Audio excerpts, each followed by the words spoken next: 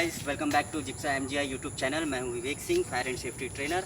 आज मैं आप लोगों के सामने यहाँ पे प्रेजेंट हूँ एक्सटिंग्विशर्स के बारे में कुछ बताने के लिए।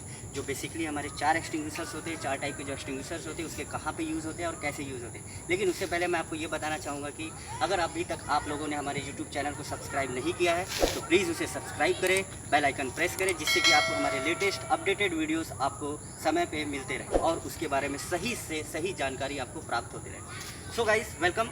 हम आते हैं अब यहाँ पे हमारे इक्विपमेंट्स के जो है यहाँ पे फायर एक्सटिंग्विशर, जिसको हम फायर एक्सटिंग्विशर बोलते हैं। ये जो एक्सटिंग्विशर्स हैं ये छोटे मोटे आग के लिए काम आते हैं। जहाँ पे छोटे मोटे आग लगे उसको नियंत्रण में करने के लिए, ताकि वो आग बड़े रूप ना धारण कर ले। इसीलिए इस एक्सटिंग्विशर्स का यूज़ किया जाता है छोटे मोटे आग को नियंत्रण में करने के लिए। तो आज मैं आप लोगों को बताता हूँ जो हमारे 4 टाइप के जो फायर होते हैं एज़ पर NFPA। जो 4 टाइप के हमारे फायर होते हैं, A class solid fire, B class liquid fire, C class gas fire और D क्लास आपके मेटल फायर। और as per UK pattern NFPA आप देख सकते हैं कि किचन फायर भी होता है, जिसका जो एग्जांपल आपको मैं अगर बता दूं तो कुकिंग ऑयल, बटर, घी, ये सारी चीज़ें से जो आग लगती है उसको हम लोग बोलते हैं किचन फायर। तो हम लोग फिर से आते हैं बैक टू, और हम आते हैं पहले आपके फायर एक्सटिंग्विशर्स, आपके वाटर एक्सटिंग्विशर्स। जो ये एक्सटिंग्विशर्स जो है ये कूलिंग का काम करता है। जैसे कि सॉलिड फायर का अगर हम बोल सकते हैं, सॉलिड फायर में जैसे आता है कि आपके आते हैं सॉलिड फायर में आते हैं जैसे कि आपके वुडन और फिर आपके प्लास्टिक्स, पेपर्स, क्लॉथ्स, ये सारी चीज़, जो भी चीज़ें जल के राख होती हैं, जो जल के दहन में आते हैं, जो जल के राख हो जाते हैं, उस आग को बुझाने के लिए वाटर एक्सटिंग्विशर का यूज़ करते हैं। और फिर हम दूसरे क्लास में आते हैं B क्लास लिक्विड फायर, जो कि जैसे कि पेट्रोल, डीजल, कैरोसिन, जिसमें ऑक्सीजन की मात्रा बहुत ज़्यादा होती है, वो फैलता है, वो स्प्रेड होता है, तो वो उसको काटने के लिए हम फोम एक्सटिंग्विशर का यूज़ करते हैं। ये देख सकते हैं आप फोम एक्सटिंग्विशर। उसके बाद हम आते हैं गैस फायर में।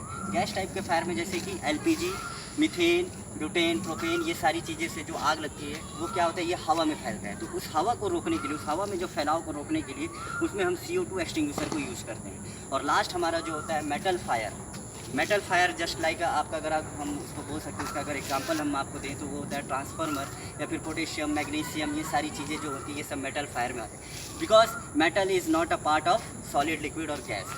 It is not a part of solid, liquid and gas. It is the although it is a metal. Okay, so अब मैं आपको बता देना चाहता हूँ गाइस, जो उस टाइप के जो फायर होते हैं, जो D क्लास ऑफ फायर होते हैं, उसमें हम DCP का भी यूज़ कर सकते हैं और CO2 का भी यूज़ कर सकते हैं। क्यों? क्योंकि उसमें हमको कूलिंग का भी काम करना है।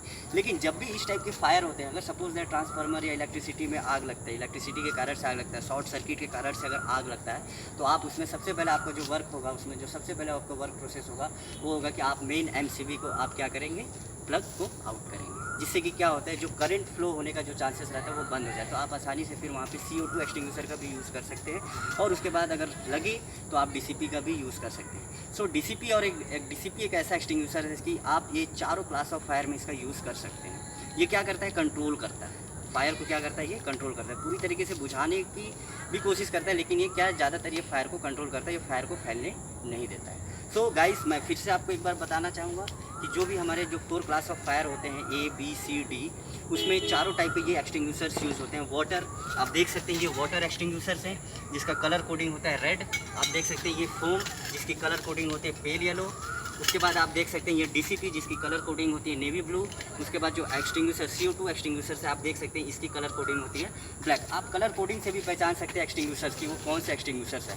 और इसके बाद इस एक्सटिंग्विशर्स का यूज़ कभी भी करते हैं तो आपको ये चीज़ ध्यान रखना होता है कि जब भी आप एक्सटिंग्विशर्स का यूज़ करते हैं इन केस ऑफ फायर, तो आपको ध्यान रखना है जब भी एक्सटिंग्विशर्स और जो फायर है और आपके बीच की दूरी 6 फीट की होनी चाहिए, मीन्स 2 मीटर का, and opposite to the wind direction. ये चीज़ आपको हमेशा ध्यान रखना है। और इस एक्सटिंग्विशर्स को यूज़ करने के लिए हम पास मेथड यूज़ करते हैं। Pull the pin, aim at the base of fire, squeeze the handle and sweep side to side. So guys, ये था मेरा छोटा सा वीडियो एक्सटिंग्विशर्स के बारे में जानकारी देने के लिए।